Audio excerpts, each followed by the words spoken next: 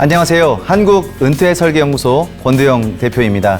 여러분들과 오늘 트렌드를 이기는 은퇴 설계 전략에 대해서 이야기를 나눌 텐데요. 우리가 100살 살아갑니다. 아마 이 방송을 보고 계신 여러분들, 제가 예상컨대 우리 기대할 수 있는 수명을 계산해 보면 평균 90.3세 정도 사시는 걸로 제가 대충 계산할 수 있을 것 같습니다. 그런데 문제 하나가 발생을 했어요. 우리나라의 건강 수명이 73.3세에서 지금 약 3년째 멈춰져 있는 상태입니다. 이 얘기는 무슨 얘기냐? 73.3세에서 90.3세까지 약 17년간 유병한 상태에서 장수를 한다는 얘기입니다. 유병을 살펴볼까요? 하루에 알약 3알을 먹고 하루하루를 버티는 것도 유병입니다. 그런데 엎어져가지고 하늘 못 보고 고생하다가 겨우겨우 사망하는 것도 유병이죠. 근데 많은 사람들이 유병, 그러면 나는 안 그럴 거라고, 그리고 나는 약도 안 먹고 버틸 수 있을 거라고 생각을 합니다. 하지만 이거는 오산일 수 있습니다. 우리는 유병한 상태에서 장수를 합니다. 유병을 이길 수 있는 방법은 뭘까요? 뭐 좋은 의약품이 개발돼서 그걸로 우리가 하루아침에 건강해질 수 있을까요? 아닙니다. 매일매일의 습관을 제대로 잡는 게 중요하겠죠. 그중에 가장 좋은 건 좋은 습관을 많이 장착하고 나쁜 습관을 없애는 게 가장 기본이 아닐까 생각을 합니다. 유병장수도 문제인데요. 또 다른 문제가 하나 발생했습니다. 그게 바로 무전장수입니다. 나는 살아있는데 돈이 없어진 겁니다. 돈이 나보다 오래 살게 만들어야 되는데 나는 살아있는데 돈이 죽는 경우를 우리가 맞닥뜨리게 됩니다. 어떤 것 때문에 이런 일이 발생할까요? 그렇습니다. 많이 안 모았기 때문에 그렇습니다. 두 번째는요, 많이 썼으니까 그렇습니다. 세 번째는요, 인플레이션의 공격을 받기 때문에 그렇습니다. 오늘 저는 점심에 탕 한 그릇을 먹었는데요. 이 탕에 13,000원이라고 써 있더라고요. 정말 많이 올랐네 라고 얘기하면 중급 정도의 경제관을 가지고 있는 겁니다. 그런데 와, 지난번보다 이렇게 많이 올랐네, 저 올라간 것만큼 내 돈의 가치가 깎였네 라고 생각하는 사람들은 고급의 경제관을 가지고 있는 겁니다. 우리가 인플레이션의 공격을 받고 있습니다. 그 인플레이션의 공격 때문에 우리는 무전 장수의 시대에 살고 있는 겁니다. 오늘 강의의 전체적인 내용 중에 하나가 바로 장수인데, 이 장수를 어떻게 무병할 수 있느냐, 그리고 유전할 수 있느냐를 가지고 이야기를 나눠볼 수 있도록 하겠습니다. 제가 은퇴설계 현장에 12년 있었습니다. 업계에 저만큼 오래 하신 분도 없을 겁니다. 12년 동안 많은 분들 만나면서 약 8만 명의 베이비 부모들 만나면서 열심히 교육하고 컨설팅 했습니다. 그러다 보니까 이제는 제가 아이디어가 조금 많이 있는데 그런 아이디어들 좀 오늘 여기서 풀어놓고 할 수 있도록 하겠습니다. 근데 12년 전 이야기를 왜 드리냐면, 12년 전에 이 업을 시작할 때 은퇴 설계, 그러면 은퇴를 바라보는 관점 자체가 굉장히 남자들을 비하하는 얘기들을 많이 했습니다. 특히 열심히 근무하고 은퇴해서 집에서 밥 먹는 남자를 비하하는 얘기들이 TV 프로그램이나 드라마에 많이 등장을 했습니다. 은퇴 이러면 맨 위에 있는 삼식이라고 들어보셨죠? 삼식이보다 조금 센 말이 그 옆에 바로 남편, 새끼입니다. 남편이 집에서 밥 3끼 먹는다고 너무 꼴보기 싫으니까 남편 새끼라는 말도 했습니다. 종간냐는 종종 간식하고 야식까지 먹는다고 해서 종간냐입니다. 젖은 낙엽이라고 써 있는데요. 낙엽이 젖어가지고 마당에 붙어 있으면 빗자루로 안 쓸리죠. 하루 종일 소파에 붙어 있다가 아내가 외출할 때 막 뛰어나오면서 여보, 운전은 내가 해줄게 하고 쫓아나오면 아내 입장에서 굉장히 괴롭습니다. 낙엽처럼 딱 붙어있는 남자도 우리가 젖은 낙엽이라는 표현으로 드라마에서 활용하곤 했습니다. 10억이 필요하다는 얘기도 했는데요. 10억, 이거는 조금 과한 표현입니다. 제가 지금까지 8만 명의 은퇴자들을 컨설팅하면서 느낀 거 하나 있습니다. 10억의 자산 가치를 가지고 퇴직하신 분들은 많이 봤습니다만 10억을 현찰로 가지고 있으면 굉장히 위험하죠. 요즘에 보이스 피싱도 4차 산업혁명입니다. 돈이 있으면 노리는 사람이 엄청나게 많아진다는 거 잊지 않으셨으면 좋겠습니다. 전화로, 투기로, 사기로 내 돈을 노리고 있습니다. 그럼 내가 그런 사람들 안 만나면 그만 아니냐? 집안에 그 돈 노리는 애들 하나씩 또 키우고 계십니다. 아, 그럼 돈 관리는 어떻게 하면 좋을까요? 예, 목돈보다는 매달 그 날짜에 꼬박꼬박 죽을 때까지 돈 나오는 게 최고 아니겠습니까? 큰 숫자보다는 매달 그 날짜에 꼬박꼬박을 기억하셨으면 좋겠습니다. 혼인을 졸업하다 이런 얘기도 했는데 법적인 관계는 유지하되 별거 하는 겁니다. 우리는 일본의 반면교사를 좀 해봐야 되는데 일본의 고독사 문제가 굉장히 심각했던 시절이 있었습니다. 근데 지금은 일본의 고독사 문제가 많이 가라앉았죠. 일본의 공무원들과 학자들이 전 세계를 다니면서 고독사 문제를 해결하기 위해서 다녔습니다. 그런데 그게 바로 한국에서 단초를 발견한 겁니다. 바로 노인정 문화였는데 몰려 산다는 겁니다. 근데 조금 더 일본에서는 스마트하게 5명을 한 조로 한 개의 클럽을 만들어준 겁니다. 그래서 지자체에서 5명에게 열심히 지원하기 시작했죠.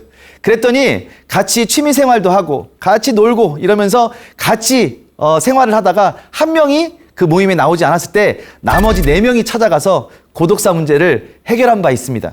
우리도 세상 살아가면서 필요한 거 사람입니다. 그 사람 가운데 가장 중요한 게 바로 부부관계, 가족의 관계죠. 그래서 우리 혼인을 졸업하다 이런 얘기도 과거에 많이 썼던 얘기다라고 보시면 될 것 같습니다. 이 방송 보시는 분 중에 혹시 꼰대 되실 분 있어요? 예, 이거 선거 때마다 등장하는 단어입니다. 실버, 이것도 쓰면 좀 부담스러운 단어입니다. 백발을 희화한 단어고 일본에서 많이 쓰던 단어인데 우리나라에 이렇게 수입이 돼서 온 거죠. 정책에 실버를 붙이는 나라가 거의 없었습니다. 예, 저희 같은 사람들이 청원을 많이 합니다. 중간에 바뀐 단어가 시니어였고요. 지금은 신중년이라고 바뀌어져 있습니다. 중년은 중년인데 새롭게 나타난 중년이다 이렇게 보시면 되겠죠. 은퇴, 퇴역. 저 은퇴라는 글자의 은자가 무슨 은자일까요? 은둔 생활할 때 은자입니다. 퇴자는요? 예, 이거는 퇴장할 때 퇴자입니다. 그러니까 좋지 않은 단어 2개가 붙어 있다고 생각하시면 굉장히 어렵고 힘든 단어다. 이 단어들을 우리가 좀 설렘 가득하게 바꿔야겠죠. 트렌드를 이기는 은퇴 설계 전략. 바로 이제는 이렇게 트렌드가 바뀌었기 때문에 말씀을 드립니다. 신중년, 그리고 연륜을 가지고 58세대, OPAL, 올드 피플인데 액티브하게 살아간다 라고 해서 58세대라고 표현하기도 하고요. 파이어족이라고 얘기합니다. 파이낸셜 인디펜던스, 재무적으로 독립해서 리타이어를 얼리, 조기 하겠다라는 젊은 사람들의 움직임도 있습니다.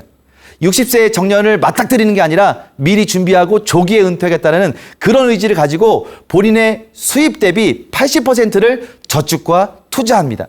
성숙하고 경력을 가지고 스마트하게 참여하는, 특별히 여성의 노후 설계도 새롭게 등장한 만큼 우리가 이런 부분에 대해서 포커스를 잡아야 됩니다. 저는 50대들 주로 만납니다.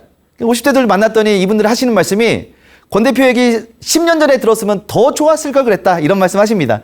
그래서 40대 분들도 만나는데요. 40대 분들 하시는 말씀이 아니 이 이야기는 사회초년생부터 들어야 되는 이야기 아니냐. 그래서 사회초년생도 만납니다. 사회초년생은 생애설계라는 교육으로 나갑니다. 여러분 기업에 취업을 하게 되면 퇴직하는 날보다 퇴직해서 죽는 날까지 더 오래 살거든요. 그래서 이제는 신입사원부터 생애설계 교육이 들어갑니다.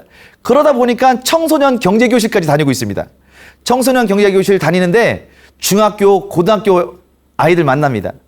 근데 돈을 아무리 많이 줘도 중학교 2학년 교실은 안 갑니다. 좀 많이 부담스럽습니다. 중요한 건 중학교 2학년 교과서에 생애설계라는 말이 등장했습니다. 이제는 학교 들어가면서부터 100세를 준비해야 되는 그런 트렌드에 우리가 살고 있습니다. 평생 현역으로 살겠다는 말씀도 하시죠. 은퇴는 이렇게 많이 바뀌었습니다. 자, 왜 바뀌었을까요? 우리가 과거만 하더라도 60세를 기점으로 라이프 사이클을 계산했습니다. 60세가 딱 기준이 되면 60세 이전에는 돈을 버는 시기, 60세 이후에는 돈을 쓰는 시기라고 생각을 했던 거죠. 근데 지금은 60세의 정년이 애매해졌습니다.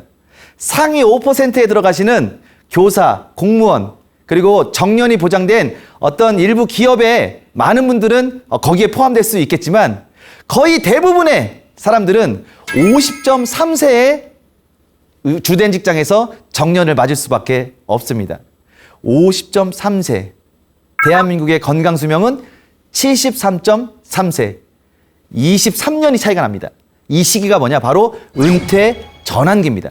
은퇴 전환기라는 게 새로운 트렌드로 자리 잡으면서 이제는 은퇴인 듯 은퇴 아닌 은퇴 같은 사람들이 많이 늘어나는 거죠. 아마 이 방송에 함께 참여하고 있는 분들 중에도 내가 은퇴를 하고 지금 노후 생활을 완벽하게 하고 있다, 이런 분들보다 은퇴인 듯 은퇴 아닌 은퇴 같은 사람들도 많이 있으실 겁니다.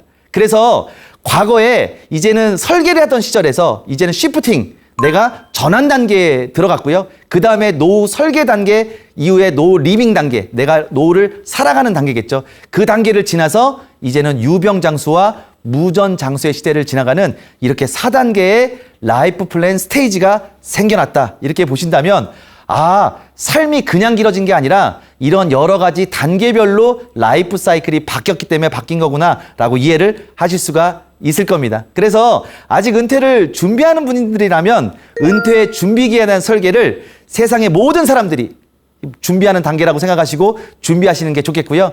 두 번째는 내가 은퇴를 한 것 같기도 하고 안 한 것 같기도 하고 은퇴 같기도 하고 아닌 것 같기도 하고 이렇게 생각하시는 분들이 있을 텐데, 이런 분들은 은퇴 전환기에 계시는 분들이다 라고 생각하셔서 전환기에 대한 설계를 다시 하시는 것도 좋겠죠. 그리고 뭐 이미 은퇴 관리기에 들어가신 분도 계시고요. 은퇴 관리기에 들어가신 분들은 롱텀 케어라고 할 수 있는 LTC, 내가 간병 시대를 미리 준비하는 그런 설계를 통해서 은퇴 설계를 바라보는 게 지금의 트렌드에 맞는 은퇴 설계다라고 말씀을 드릴 수가 있겠습니다. 자, 트렌드를 이기는 은퇴 설계 전략을 잘 알기 위해서는 일단 기본적으로 세상 변화하는 것을 잘 아셔야 될 텐데요. 세상이 빠르게 변화하고 있습니다. 그 중에서 우리가 이제 궁금하잖아요. 미래가 궁금해서 어디 가시냐면 서점에 가서 책을 많이 보세요. 그러면서 미래 전략, 그다음에 미래 사회 보고서, 앞으로 2030년도의 미래, 2050년도의 미래, 이런 미래와 관련된 책들을 많이 사서 읽고 또 분석도 해보십니다. 저는 약 10년간 그런 책들만 사서 읽고 분석하는 게 제 일이었습니다. 왜냐하면 그런 걸 해야 제가 강의장에 서서 공신력 있게 말씀드릴 수 있었기 때문입니다. 제가 10년 동안 미래와 관련된 책들을 읽고 발견한 사실이 하나 있는데요. 한 가지만 기억해 보시겠습니까? 미래를 예측하는 경제학자나 미래학자들 중에 미래를 예측하면서 근거를 제시하던데요. 그 근거 중에 빼놓지 않고 등장하는 근거 하나가 무엇이냐라고 물어보신다면 저는 인구구조의 변화라고 말씀을 드립니다. 인구구조의 변화는 변수가 아니라 우리 삶의 상수로 자리 잡힌 아주 중요한 겁니다. 혹시 이 방송 보신 분들 중에서 뭐 스마트폰 다 들고 계시겠지만 우리 애플에서 나온 아이폰이 2007년 6월 29일 날 출시가 됐습니다. 그때 그쪽 회사 주식이 한 주에 23불이었더라고요. 15년 전 이야기입니다. 제가 뭐 150년 전 이야기 드리는 것도 아니고 50년 전 이야기 드리는 것도 아니고 15년 전 이야기 드리는 겁니다. 왜 제가 이 이야기를 꺼냈냐? 15년 전에 스마트폰이라는 게 출시가 됐습니다. 그리고 우리나라에서도 스마트폰이 출시가 됐습니다.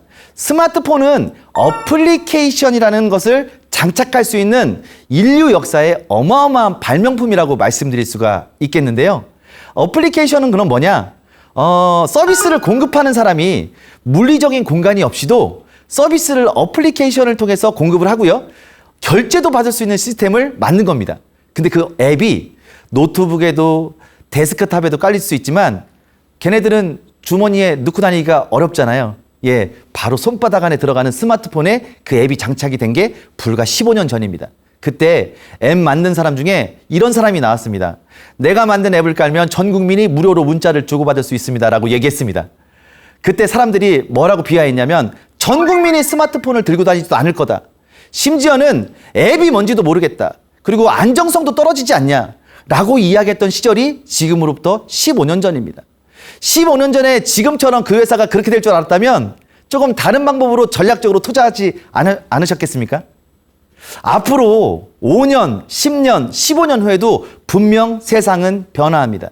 그래서 그 세상을 읽기 위해서 또 트렌드를 읽기 위해서 많은 노력들을 하시는데요. 그 트렌드를 읽는 방법, 거기에 중심에 핵심에 단 하나의 컨셉이 있다면 바로 그게 인구구조의 변화라는 겁니다. 일단 기본적으로 첫 번째, 다 같이 늙어갑니다. 나만 늙어가면 특권자가 될 수 있습니다. 하지만 다 같이 늙어갑니다. 그래서 국민연금에 어려움이 생겼습니다. 1988년도에 국민연금이 정말 멋있게 개막을 했습니다. 급여의 9%만 내라. 근데 9% 부담되니까 사업주가 반, 근로자가 반 내서 10년 이상을 나라에 적립하면 노령, 아마 80년대만 하더라도 노령을 60세로 본 거겠죠? 60세 이후부터 언제까지? 죽을 때까지 나라에서 받던 급여 평균의 70%를 맞춰준다는 게 국민연금이었습니다. 대단하지 않습니까? 근데 뭐를 계산하지 못했을까요? 맞습니다. 이렇게 오래 살 줄 몰랐습니다. 사람들이 죽질 않습니다. 이게 사망해야 끝나는 연금인데 그렇지 않다는 거죠. 그래서 두 번의 개혁을 합니다. 조금 늦게 받고 조금 덜 받고, 근데 이번에 3차 개혁을 해야 되는 거죠. 그래서 조금 더 내는 걸로 바꾸고 있습니다. 이러지 않으면 2055년도에 국민연금이 고갈된다는 겁니다. 다 같이 늙어가기 때문에 이런 사태가 발생한 거죠. 두 번째, 정말 안 태어납니다. 우리가 축구를 참 좋아하는 민족인데요. 우리는 축구 16강 들어가면 정말 없던 애국심도 생길 정도로 축구를 참 좋아합니다. 카타르에서 몇 년 전에 월드컵을 했는데 16강 마지막 게임을 이기고도 우리가 3분 동안 손에 땀을 쥔 적이 있습니다. 왜냐하면 경우의 수준을 좀 따져야 돼가지고 너무 괴로웠어요.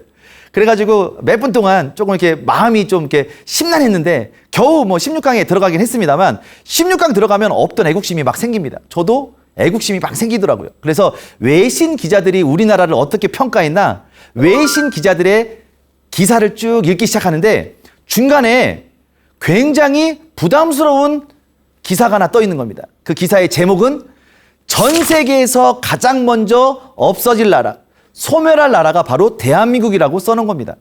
제가 다 분석해서 읽어보고 또 그 안에 핵심 키워드도 만들어 왔더니 틀린 말이 하나도 없는데 그 중에 핵심 키워드가 바로 합계 출산율이었습니다. 합계 출산율은 한 여성이 생애 기간을 거치지 않습니까? 생애 기간 동안 가임 기간을 거칩니다. 초경을 시작해서 완경을 이루죠. 그 기간에 한 여성이 평균적으로 몇 명의 아이를 출산하느냐, 이게 바로 합계 출산율인데 이게 바로 2.1명이 넘어가면 나라가 부국할 수 있습니다. 걱정이 없다는 거죠. 근데 1.2명 밑으로 떨어지면 굉장히 심각하고 위기 상황인데 대한민국이 재작년 기준으로 0.78명입니다. 작년 2023년 기준으로 0.7명대까지 떨어졌고요. 2024년을 살고 있는 지금 우리는 0.6명대의 합계 출산율을 보이고 있는 겁니다. 굉장히 안타깝고 힘든 상황입니다. 나라에서 돈을 더 준다고 해서 애를 낳는 게 아니죠. 우리 이제 결혼해서 정년기에 와서 또 애를 낳아야 될 우리 MZ 세대들 들어보셨을 겁니다. 인생의 선택과 필수를 얘기할 때 필수의 87%가 바로 취업이라고 얘기하고요. 선택의 67%로 1등을 차지한 게 바로 결혼이었습니다. 우리는 결혼하고 애 낳아요, 애 낳고 결혼해요. 이거 헷갈리시면 안 되는데. 그렇습니다. 우리는 결혼하고 애 낳습니다. 근데 결혼 자체가 선택입니다. 아이를 낳을 수 있는 여자도 없어지고 있습니다. 이런 나라에서 국가 경쟁력은 떨어지고 있는 거죠. 죽지 않고 살아있고요. 태어나지 않습니다. 거기에 또 하나의 문제가 생겼는데 그게 바로 3번. 우리 없이도 세상이 돌아간다는 겁니다.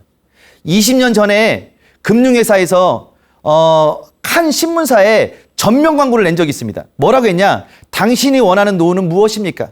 1번 사진은요, 폐지 줍는 노인이었습니다. 2번 사진은 패스트푸드점에서 일하는 노인의 뒷모습이었습니다. 폐지 줍는 노인보다는 조금 세련된 모습으로 나왔습니다. 3번 사진은 뭐냐? 바닷가에서 노부부가 와인잔을 부딪히는 모습의 뒷모습이었습니다. 누구나 다 3번을 예상했습니다. 하지만 은퇴 정년기가 없어지고 은퇴 전환기라는 게 생기고 50세에 정년 맞고 73.3세까지는 무엇 해도 해야 되는 시기가 왔기 때문에 이제는 바닷가에서 와인잔 부딪히는 노부부 찾아볼 수가 없습니다. 폐지 로봇가 좋습니다. 이제는 패스트푸드점에 사람 없는 매장이 생겼습니다. 우리가 삶을 살아가는데 소일거리가 없어지는 세상이 왔습니다.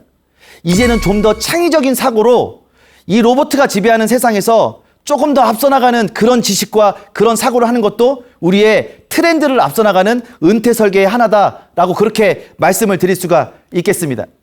그러려면 인구 구조의 변화를 좀 아셔야 되는데 우리나라 인구 구조는 이렇게 숫자 6가지도 제가 요약해서 말씀드릴 수가 있겠습니다. 첫 번째 줄에 나와 있는 1958, 58년 개띠, 그렇습니다.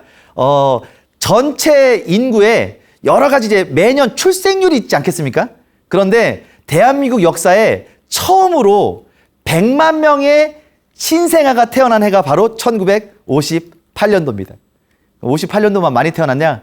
55년도부터 63년도까지 9년 동안 태어난 인구가 무려 713만 명입니다. 놀래 주셔야 됩니다.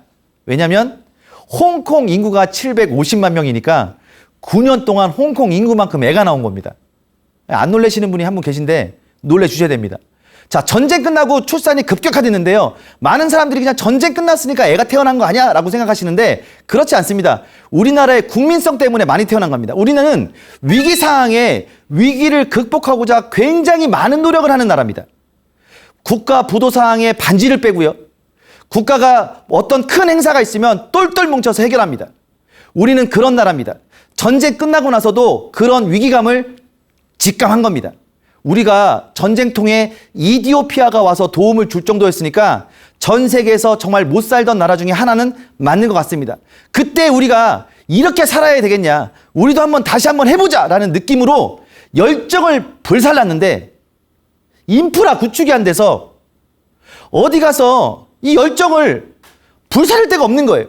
그러니까 집에서 그 열정을 불사다 보니까 아이들이 태어나기 시작하는데 70만 명, 80만 명, 90만 명 태어나다가 58년도에 100만 명을 뚫은 겁니다. 이렇게 이해를 해야 전체 인구 구조에 베이비 부머가 왜 태어났나를 이해하실 수가 있습니다. 63년생까지 막 태어났는데요. 조금 출산 정책이라고 해서 조금 폈는데 그 정책 실패합니다. 그래서 1971년도에 난리가 한번 나는데 이 돼지떼 해에 106만 명이 태어납니다. 106만 명. 울산 광역시 인구가 110만 명입니다. 한 해에 울산 광역시 인구만큼 애가 나왔다. 한 번쯤 놀래주셔도 되겠죠? 71년도부터는 어떤 일이 벌어졌냐? 새마을 운동을 시작했습니다. 이게 영어로 따지면 뉴타운, 뉴빌리지 뭐 이런 이야기입니다. 그리고 새마을 운동의 가장 캐치플레이즈가 뭐였냐? 잘 살아보자였습니다. 웰빙하자. 근데 우리가 잘 살아보는 데 있어서 농업은 조금 낙후된 거였어요. 그래서 이제 농업보다는 산업화를 추진하고 도시화를 추진하고 또 100년을 바라보고 교육을 시키면서 대한민국이 급부상합니다. 그러면서 계속 의학기술도 발달하고 더 나아가서 과학기술도 발달한 나머지 죽지 않습니다. 그러면서 세련되게 살기 위해서 아파트 평수에 맞춰서 아이를 낳기 시작합니다. 그러면서 2000년도에 대한민국이 고령화 사회로 진입을 하게 됩니다. 전체 인구의 노인이 65세 넘어간 사람이 7%를 차지했다라고 보면 고령화라고 이야기합니다. 우리나라가 2000년도에 진입하게 됩니다. 그럼 화자를 떼고 고령 사회는 언제 들어갔냐?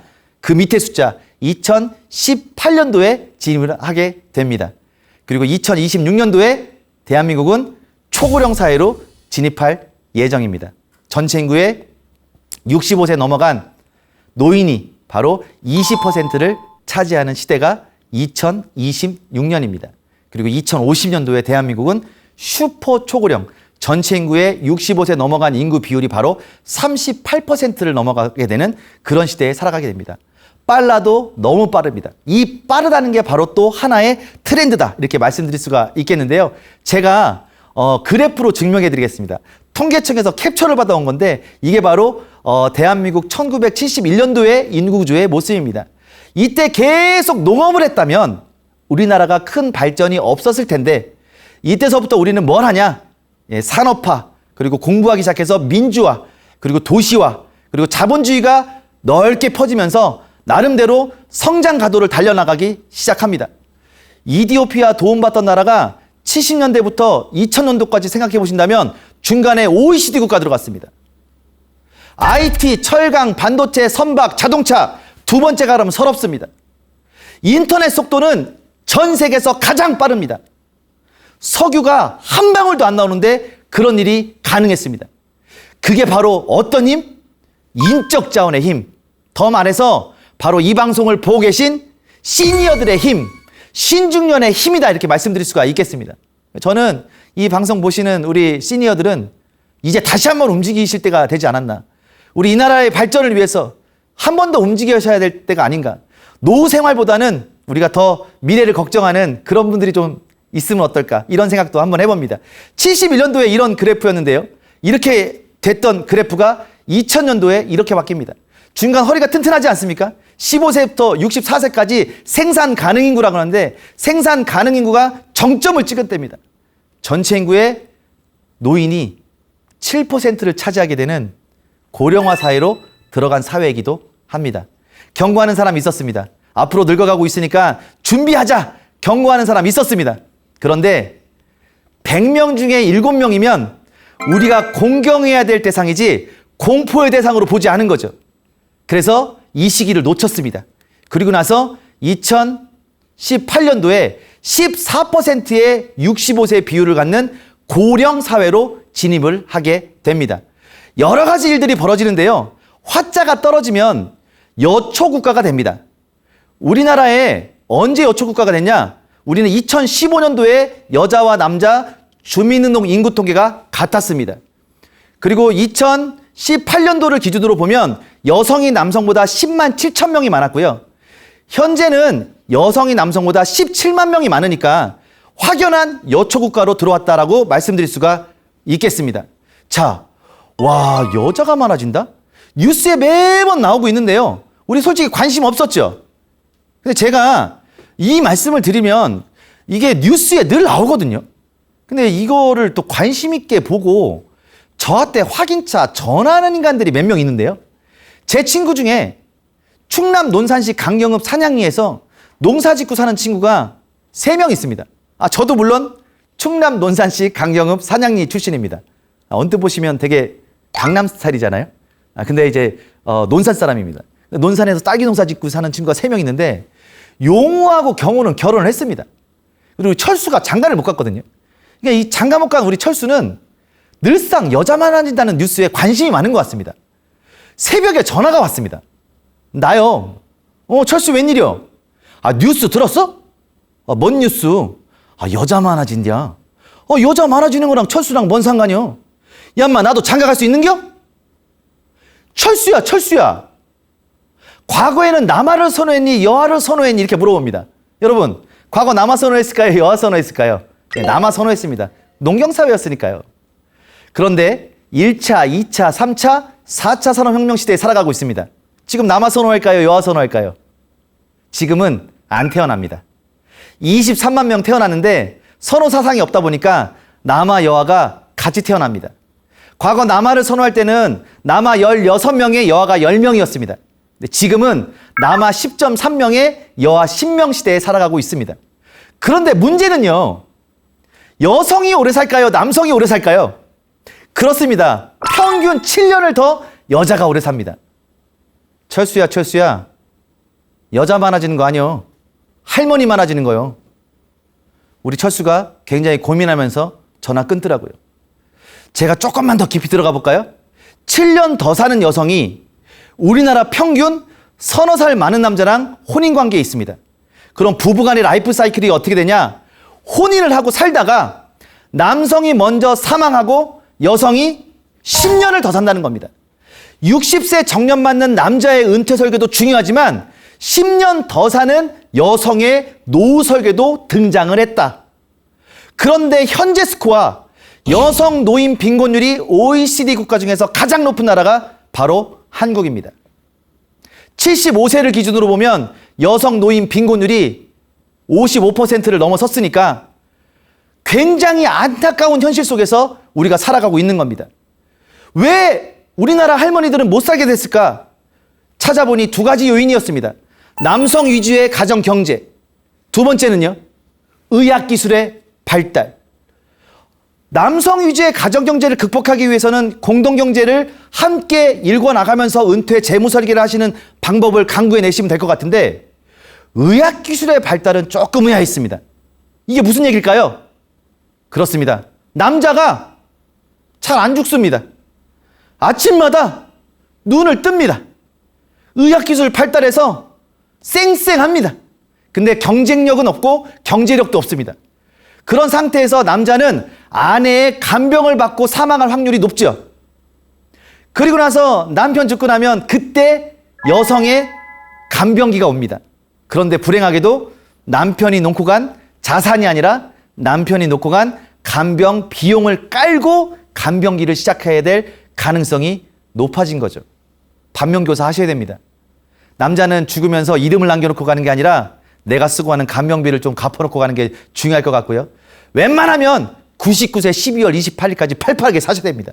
그럼 여성 입장에서 뭐 있으면 좋을까요? 그렇습니다. 매달 그 날짜에 꼬박꼬박 죽을 때까지 돈 들어오면 됩니다. 그걸 어떻게 구축하느냐가 자산 관리의 핵심이다. 이렇게 말씀드릴 수가 있겠습니다. 조금 더 시간 지나서 2026년도가 되면 초고령 사회가 됩니다. 우리가 이 장표에서 특히 집중해서 봐야 될 게 하나가 있는데요. 그게 바로 고령화 사회에서 초고령으로 진입하는 오른쪽 두 개의 그래프입니다.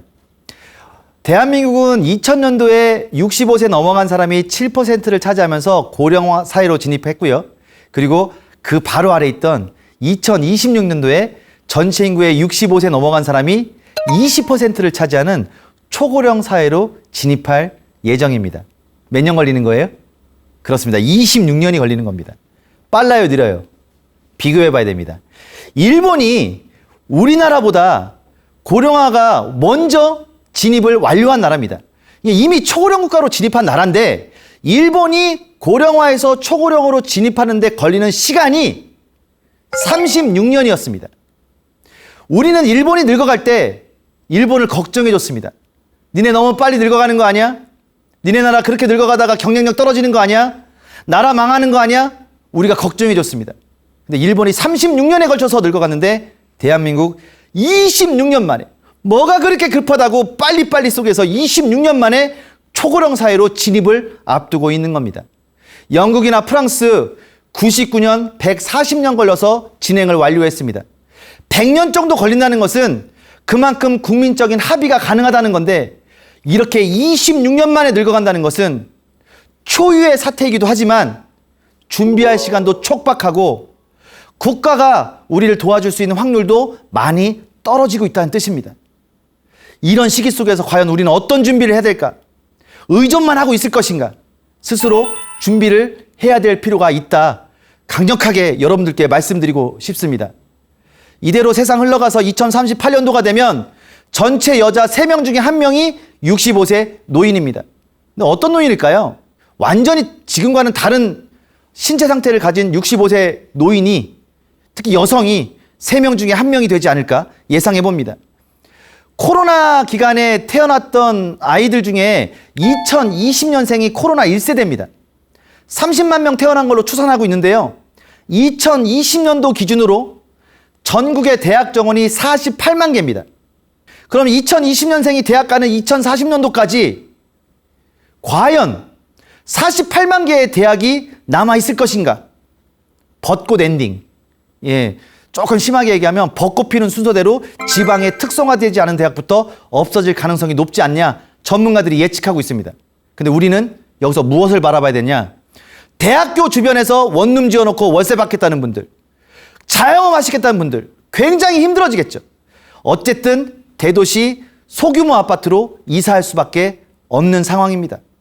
이제는 지방의 큰 평수가 아니라 광역도시 이상의 소형 평수로 이주를 하고 있는 이런 상황에서 과연 우리 자산 가치를 어떻게 평가해야 될 것이며 앞으로 우리는 현금과 부동산의 관리를 어떻게 해야 될 것인가에 대한 부분을 관심 있게 연구해 봐야 될 것 같습니다. 2045년도가 되면 여자 2명 모이면 1명이 60세입니다. 60세 여성은 완경을 이룬 나이입니다. 그럼 나머지 반이 우리의 희망인데 초경 시작하지 않은 아이도 여자로 계수하고요. 우리가 난임도 있습니다. 더 나아가서 결혼은 선택이에요라고 얘기하는 그런 세대들을 제외하면 아이를 낳을 수 있는 여자 자체가 없어질 수 있다. 저출산이 저출산을 낳는 그런 국가의 모습을 여러분들이 맞닥뜨리게 됩니다. 2048년도가 되면 58년 개띠가 90살을 먹습니다. 이제 남편 죽고 여성이 혼자 살고 있겠죠. 남자는 아내의 간병을 받고 죽지만 여성은 혼자서 매달 그 날짜에 돈 들어오는 게 없으면 힘들어질 수 있습니다. 게다가 남자가 죽으면서 간병비를 많이 쓰고 왔다. 그때는 가정경제가 더 위태로울 수 있겠죠. 지금부터 준비하셔야 됩니다.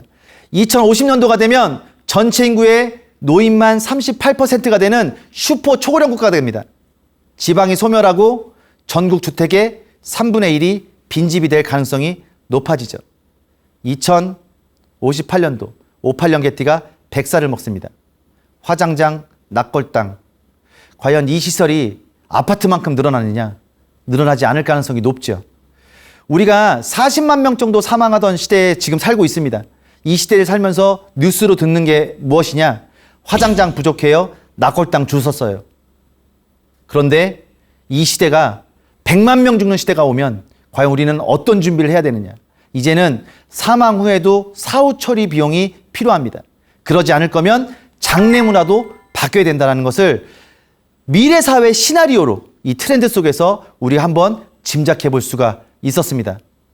이 방송 보시는 분들 중에 혹시 32살 미만 계세요? 네, 32살 미만 빼고 32살보다 나이가 많다 하시는 분들 있죠? 예, 그분들 2050년도에 어떤 모습일까? 제가 2050년도 인구구조 그래프를 한번 가져왔습니다. 2050년도 인구구조 그래프가 이렇게 생겼습니다. 올해 나이 32살이 저 빨간 선에 있고요. 그리고 나머지 분들은 저 위에서 죽지 않고 살아있을 겁니다. 우리가 2050년도에 살아있을 때 어떤 모습으로 살아있을 것인가 한 번쯤 고민해 봐야 되지 않을까요? 그걸 인문학으로 풀어보면 다음과 같습니다. 첫 번째, 인생을 살면서 필요한 5가지 계획 정도는 세우고 사셔야겠죠. 첫 번째는 먹고 사는 계획인 생계입니다. 두 번째는 내 몸을 튼튼하게 99세 12월 28일까지 튼튼하게 살아갈 수 있는 신계의 정신을 가지셨으면 좋겠습니다. 집안이 튼튼해야 나가서 열심히 활동하고 사람들 사귈 수 있는 겁니다. 가계의 정신을 가지고 가게를 튼튼히 세우셨으면 좋겠습니다. 이미 그 전부터 노계라는 말이 있었던 거 보면 노후설계라는 말은 정말 오래전부터 등장했던 이야기 같습니다.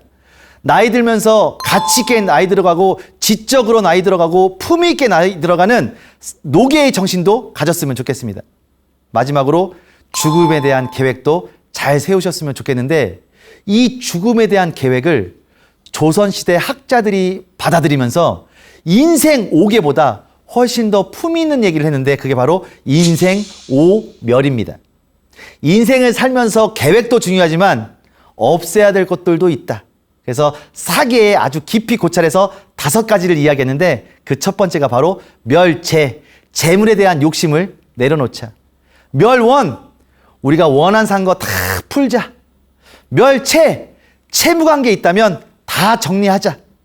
멸정, 집착하고 있는 거 정 떼자. 멸망, 내가 잊혀지고 사라지는 거에 대한 두려움을 없애자. 멋있지 않습니까? 우리 이 방송 보고 계신 모든 우리 시니어 여러분, 인생 5계와 인생 5멸의 자세로 우리가 멋지게 인생을 살아갔으면 좋겠습니다. 이거를 한국식으로 풀어서 5가지로 요약해서 말씀드리고 강의를 정리해 볼까 합니다. 첫 번째는 돈 문제입니다. 돈은 잘 모으고 잘 불리고 잘 써야 됩니다. 그래서 합리적인 소비도 중요하고 모으는 것도 중요하고 투자도 욕심내지 않은 상태에서 본인의 재무 심리 상태에서 잘 관리하시는 게 좋겠고요. 특히 재정을 관리할 때는 가장 중요한 건 목돈보다 매달 그 날짜에 꼬박꼬박 나누어 받는 게 중요하다. 보이스피싱 전화 와도 나눠 받으면 걱정 없습니다. 미안하다, 이번 달 건 썼다, 다음 달에 전화 다시 따오. 이런 한 달 사이에도 잡힐 수 있거든요. 매달 그 날짜에 꼬박꼬박 안정적으로 재정 관리 하시고요. 두 번째가 건강 관리입니다. 이왕 사는 거 나쁜 습관 다 없애고 99세 12월 28일까지 팔팔하게 사셨으면 좋겠습니다. 사람들과 좋은 관계를 유지하면서 사십시오. 새로운 친구도 사귀시고 다른 이성도 사귀시고 더 나아가서 나이 차이 나는 사람들도 많이 사귀시면서 많은 분들과 교류하시고 커뮤니티 속에서 많이 교류하십시오. 그러려면 커뮤니케이션 스킬이 필요하겠죠. 고향을 묻지 마십시오. 나이도 묻지 마십시오. 요즘에는 MBTI 같은 거 묻습니다. 그런 거 물어가면서 우리가 어떤 성향인지 그리고 나는 어떤 성향인지 우리가 맞춰가기 위해서 어떤 대화를 하면 더 좋을지에 대한 부분도 한대 관계 속에서 이야기 나눴으면 좋겠습니다. 60세부터 100살까지 40년을 시간으로 계산하면 35만 시간입니다. 35만 시간에 대한 시간 계획도 철저하게 세우시는 거 잊지 않으셨으면 좋겠습니다. 봉사하시고 내가 정말 하고 싶은 일을 하시면서 취미 생활을 돈벌이로 만드시고 그리고 내 여가 시간을 잘 계획하시는 분 되셨으면 좋겠습니다. 마지막으로 직업과 경력을 말씀드릴 수가 있겠는데요. 돈 문제, 건강 문제, 관계와 소속 문제, 시간표의 문제를 한 번에 해결할 수 있는 게 바로 직업과 경력입니다. 그런데 이 직업과 경력을 로봇가 침해할 수 없는, 인공지능이 침해할 수 없는 더 상위층에 있는 멋진 직업을 한번 설계해 보시는 게 어떨까요? 그러려면 창의적인 사고 많이 하시고 사색도 하시고 책도 많이 읽으셨으면 좋겠습니다. 사색과 독서 속에서 우리는 뭐를 느낄 수 있냐? 메타인지, 내가 잘하는 것을 충분히 발견할 수 있고요. 그 발견함 속에서 내가 이 사회에 어떻게 더 이바지하고 내 삶을 어떻게 더 풍요롭게 가꿀 것인가도 생각해낼 수 있을 것입니다. 직업과 경력을 통해서 인생 설계를 완성하시는 여러분들 되셨으면 좋겠습니다. 5가지 인생의 멋진 원칙들을 세우시고 변화하는 트렌드 속에서 멋진 은퇴 설계 하시기를 진심으로 기원드리겠습니다. 강의 마치겠습니다. 감사합니다.